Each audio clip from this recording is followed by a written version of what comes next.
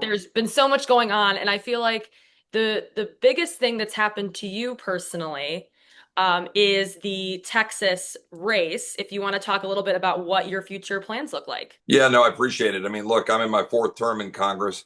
It's been a great honor serving what I always describe as the best district in the best state and best country in the history of the world in Central Texas, and particularly this year in the wake of the Kerrville floods, where I spent so much time with the people that I represent and the people that were hurt by that terrible tragedy. And I have to be honest that combined with a number of other things led me to my current position of running for the office of the Attorney General of the state of Texas. I'm a former federal prosecutor, former first assistant attorney general. My great great grandfather was a Texas Ranger back in the 1870s. My grandfather was the chief of police of a small Texas town in West Texas, Sweetwater. And look, I happen to believe that Texas is central to the preservation of this great republic. Obviously, I feel strongly about Texas, and we need to stand up and fight and defend Texas. A whole lot of people are coming to Texas. A whole lot of people are doing things to Texas that, frankly, is not consistent with who we are as Texans. We've got all of these groups that I've talked about, and we're going to, I think, talk about this more in a minute.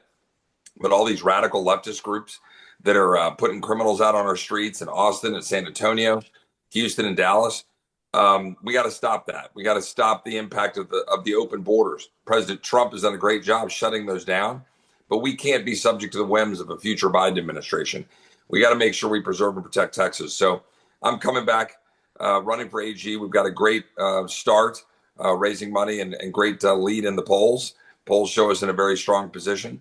But the most important thing is standing up and restoring law and order and the rule of law in the state of Texas. And I've tried to do that from my positions on the House Judiciary Committee and other places in Washington.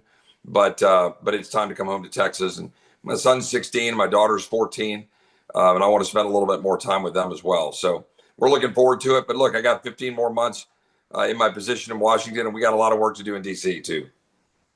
Yeah, I mean, I think we talked about this a few weeks ago, but the House is obviously losing a lot of big players with you and Ralph Norman and Nancy Mace and Dusty Johnson, and the list kind of just goes on and on in the House GOP of really just like major players and major personalities leaving. What do you think that Congress is going to look like without y'all? I mean, that's two big people on Rules Committee. There's just like a lot of people that are heading back to their states.